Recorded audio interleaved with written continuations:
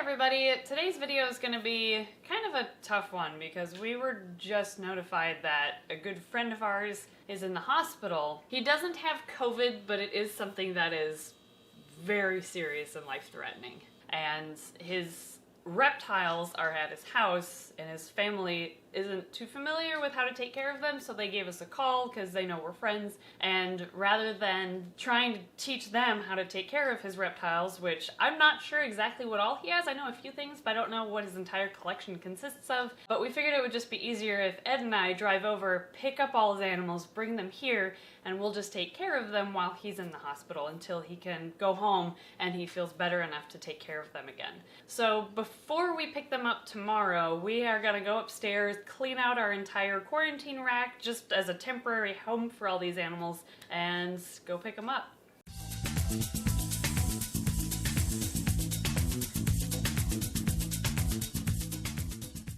This is our quarantine vision rack, and it's been working out really well, and all the snakes have been in quarantine in here for at least 3 months, all of them, some of which have actually been in quarantine for over a year, just because we've been too busy to move them out of quarantine. We thought we'd be moving them into the facility by now, which is kind of why we kept pushing it off, but this is as good of a reason as ever to get them moved into our snake room. Yep. So, I mean, a couple of the snakes in here, since you haven't really seen some of these animals too often on the channel. This is Sorfeng, the gray-banded king snake. If you remember his unboxing and why we got him and that he would only eat live, he is now on frozen thawed, so that's kind of a cool update. Yeah. He's eating frozen thawed for us really well. It was just a matter of time, I think. Yeah.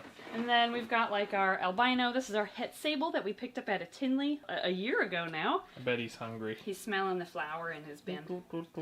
This is our kukri snake. Come on out. We bought two, when one of them just it ate all right for us for a little bit, but then it just stopped eating and it didn't eat, and then it ate, and then it didn't eat again. And then yeah, so we think there was just must have been something up with him, but this guy thankfully has been wonderful right away, and always has been good. He's kind of sassy though. Just a little bit. Yeah, so that's our kukri that is overdue to come out of quarantine. Yep. Calm down, it's okay. It's all right, buddy. That tail. Yeah, look at that little curly cue. So, I mean, another one you'd recognize from quarantine in here would be like Mad No-Eyed Moody. He's still in quarantine. We've had him for a year now, so he could definitely be moved out. Hey, buddy. Under his water dish. Oh, there he is. He chills with the isopods. Nice. He likes hanging with the isopods. Hi, buddy. I know you like to look backwards because you don't have eyes. So this will be a great excuse, actually, to move everybody into the snake room, like I said. And so that's what we're going to do first. And then we're going to clean all of their bins and basically just empty them out and have them clean for whatever snakes our friend has that we have to go pick up.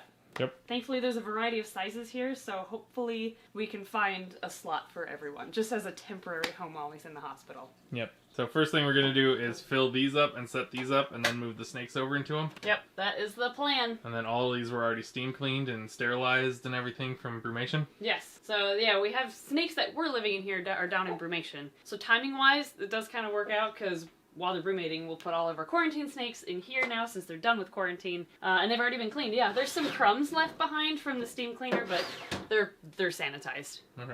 Yeah, we used, what, chlorhexidine and steam?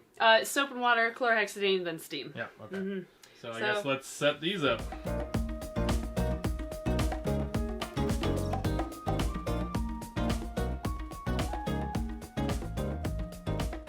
Okay, all of the bins from our quarantine vision rack have been completely cleaned and sterilized, so they are ready to go for whatever tomorrow brings. And also everybody's been moved out of here, except for two that weren't ready to be moved out yet. Just haven't had them long enough yet. Yep. We want them to have been at least 3 months here. Exactly. And everybody else has been moved over to the main room. Mm-hmm. So I think we're ready for tomorrow. I think so. Well, we're on our way to his house. Ed is tired. He's still waking up today, I guess. It's only 12:30. Someone stays up too late. But anyway, we're on our way to his house. We don't quite know what he has, though. I know he has some snakes, but I don't know what else is there, so... I think he's got some leopard geckos, too. Oh, really? Yeah, because he breeds mealworms for him. Oh, that's right. Okay, well, I guess we'll find out when we get there. To respect his privacy, though, we're not going to film anything at his house, so I guess our next clip will be when we're back home.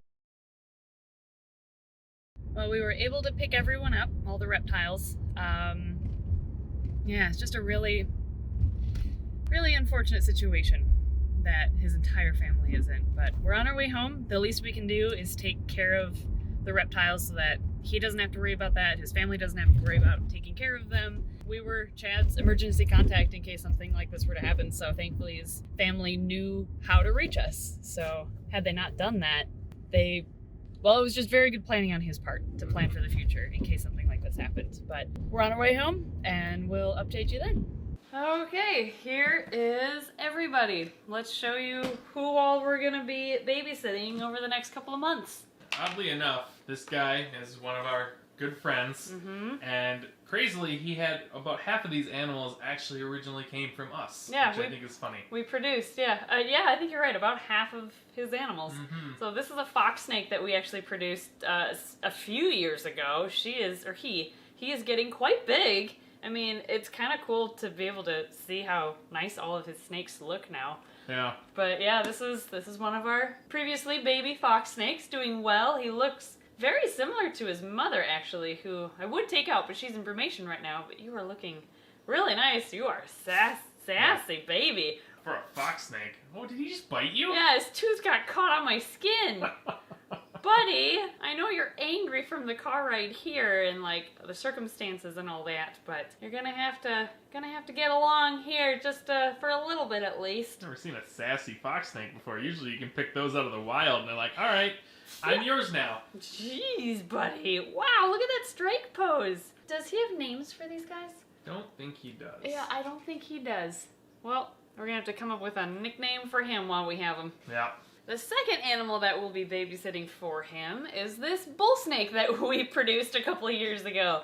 This is an albino. This was one of the high white albino bulls that we produced. There were 2 of them. We held back one and this is the other. And she's in shed right now, so she's really light in coloration. But yeah, I'm curious to see what she ends up looking like after a shed. So yeah. She's looking good too. The next snake is one that we didn't produce, but we picked up for him at a Tinley show. This is a Woma python who actually, if I remember correctly, before we delivered you to your home, little girl, she was in our How to Tame an Aggressive Snake video. Looks like she's growing well. When we picked her up from that show, she was just a baby. Yeah, it's interesting to see because she was very black all the way down her back, and she's actually turned to a dark chocolate brown color. Yeah, her colors look really nice. It's neat to see how she has changed in color too. Yeah. The next few snakes are actually pretty little. We have them in bags, just this container. The first one is another baby of ours, actually, just from this year. This is a California red-sided garter snake. He is very sassy, but he's looking good. He's got some beautiful reds going on. Yeah, he was one of ours with a kink, right? Yes, yep, we had a couple babies this year that had kinks, so we gave him this one just as a, he's a friend of ours, and we just asked if he'd be interested in him. And so he took him, he adopted him, and he's been doing great. Despite the kink, he eats well and sheds well. Yeah. The next snake that we're taking care of for him is his Rosy Boa. And this one, when we were taking him out of his enclosure, he was trying to eat Ed. Yes. So he has the typical Rosy Boa attitude. Yeah, very good feeding response. Are you going to try to eat me when I take you out? We just brought like a ton of delis and snake bags with us, and we brought the right amount, which worked out really well, but are you going to try to eat me? Well, he's smelling you, but he's not like... Yeah, you're not trying I don't think he's gonna eat you. Okay. He's beautiful. Yeah, he is. I love the stripes down his back. Wow. These make really good starter snakes from what I understand. Yeah. We've never had... Well, no, we had Walter, that really, really old. Yep, the one who tried to eat everybody and everything. Yeah. He was a cool snake. He did pass away from old age because he was in his mid-20s, which was insane. But he was cool while we had him. Yeah. And I think all of these guys are going to be able to fit in that rack. I mean, it's going to be a temporary setup, but I don't think anyone will be too uncomfortable for the month or so we have them. Next snake is another one that we produced, actually. This one is an albino checkered garter snake from Fatness. This is one of Fatness's babies from the first litter we produced a couple years ago. She's doing really well. She's getting nice and thick. I think I remember him telling me that she is eating rodents pretty well, like fuzzies. So we'll be able to continue that diet pretty easily here too. Oh yeah. And all the animals are in great condition. So I'm sure they're all eating fine. They should adjust here well. Yeah. He has a very diverse collection. Yeah. I'm just realizing he has like a little bit of everything here. Next snake is his spotted python. Yep. Beautiful little snake. It's a really, really nice animal. Spotted pythons are a species that a lot of our Australian viewers, I'm sure, are very familiar with because they're a very commonly kept snake, I think, over in Australia. They only get about 4 to 5 feet long, so they really don't get very big. About as long as a ball python. Yeah. But a lot skinnier. Yeah, very slender-bodied in comparison. And the last snake that we are taking care of for him is another Rosy Boa, actually, a little albino. So we're gonna have a lot of sudden experience with Rosy Boas now. Or a lot of new experience, I should say. She is beautiful. Yeah, she Holy is. cow. Look at those colors. Now we won't just have the experience from a Rosy Boa that just gets taken out and instantly chomps down on your hand to eat it. Right, yeah, these actually seem pretty friendly and handleable. Yeah. So Emily tried forever to calm Walter down.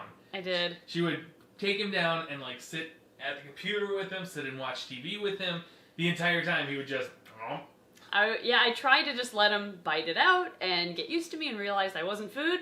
And he never figured it out, unfortunately. He didn't care, I don't think. So I'm not used to holding Rosy Boas that aren't actively trying to eat me. So this is a new experience for me. Beautiful snake, though. I can see why people really like them. Mm-hmm. I love the pattern down the back. Yeah, that is so pretty. Wow.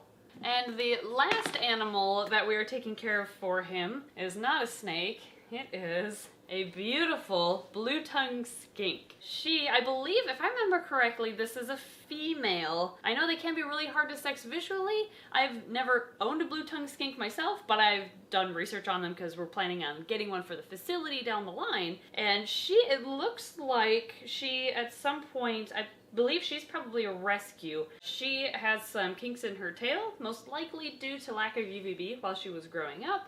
But other than that, she seems to be in great condition. She has all of her toes, which is nice, and her body condition seems really nice, again, other than her tail. She seems handleable, too. Yeah. We weren't sure how nice she'd be when we were reaching in her cage today to take her out, but she seems great, just like your typical blue-tongued skink. Yeah. However, we don't have a bin big enough in that vision rack for her. Oh, we could put her in the, there's a vision cage in that same room. We could use that. That's empty right now. That one has UVB on top, if I remember correctly. Oh, perfect. Yeah, that'll work. Should be all ready to go.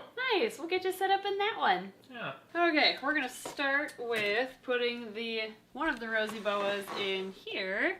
We were able to kind of scrounge together a bunch of decor and water dishes, and thanks to a lot of fans sending us spare decor and hides and things, we had enough for everybody. Here you go, buddy. You can go in there. Oh, that'll be plenty of room for him. And there goes the Cheyenne in the background, trying to get attention. She's been a huge help in this entire process. She's trying to steal camera focus. She is. Yeah, like, this is my video, guys. We're going to put the second Rosy Boa in here. There you go. Oh, hello. Well, Emily's reaching way down there, and that thing just came out over there. Here, little Garter. Fatness Jr. Albino checkered. It's going to go in here. There you go. The baby garter snake we actually put, since the holes in this vision rack are a little bit too big for a baby garter. It's like the one type of snake that'd be able to slither out. So we put him with the in the baby rack just on the other end because it's pretty much empty this time of year. Everything has sold. Yeah, but we still kind of separated him. Pretty much only have hold back garters that we're raising up in there. So Here's the spotted python. We're going to put him in... yeah, that'll work. Here. Yeah. You can go in there. Here you go, buddy. The angry fox snake. Like the hungry caterpillar. Yeah. I was thinking hippo. The new book.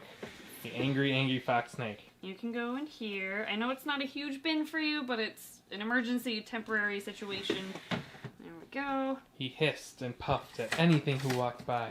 Are you still narrating his story? Maybe. I gotta make bank off of this story before somebody else does. Okay, Woma python. We can put her in. I think I set up this one for her. Yep. Oh, that one actually. That's a small cave. So I mixed up. Spotted python. Sorry, here. Woma python, you go in that one.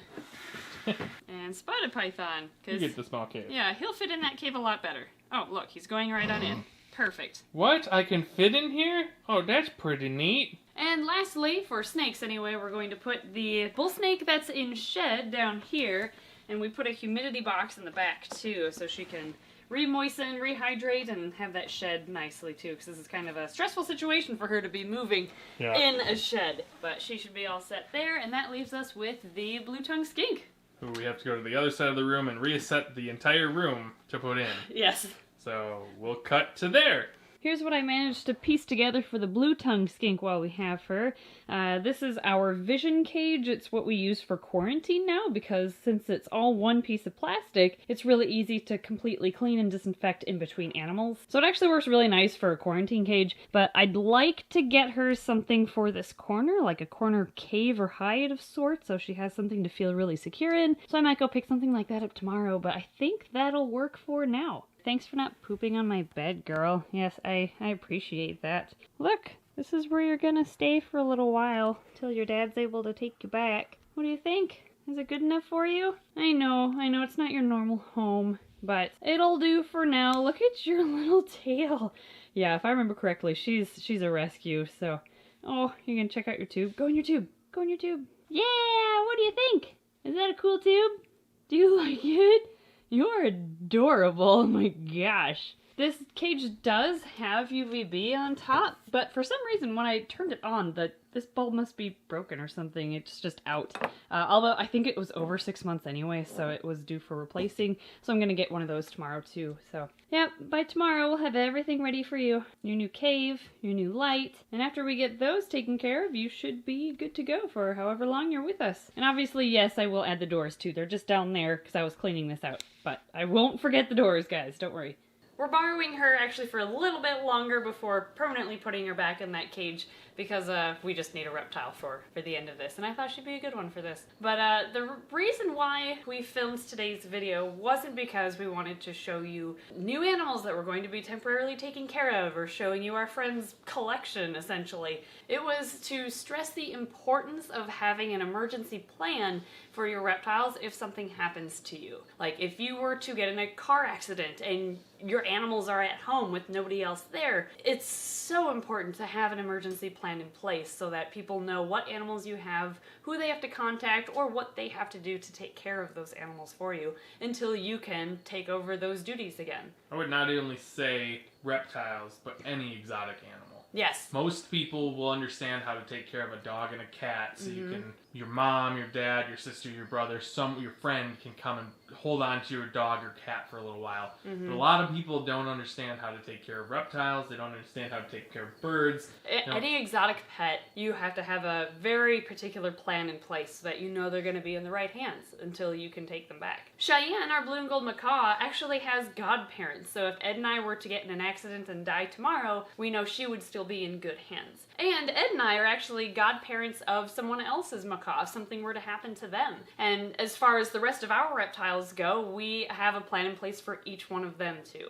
So if you have an exotic pet and you don't have someone who would be willing to jump in and take care of them on a minute's notice, make that one of your top priorities to get that arranged so that you can have that peace of mind if something were to happen to you. So it's something we don't really want to think about or talk about or plan for, but you've got to. It's part of the responsibilities of owning exotic animals, or any animal for that matter. I apologize that we sound like we're kind of down today, but it's been not gonna lie, it's been a pretty emotional last couple of days. But as always, we'd like to thank our Patreon backers for their wonderful support, and thank you guys for watching our videos. I don't mean to end this on a sad note, but it's a very important one, I feel. So hug loved ones that you can for right now. Hopefully COVID ends here soon so we can all see your friends and everybody else. Yes. And to the one who is, we're to respect his privacy, we're not going to share who it is, who these animals belong to, but yeah, I know he's probably watching this, and we love you.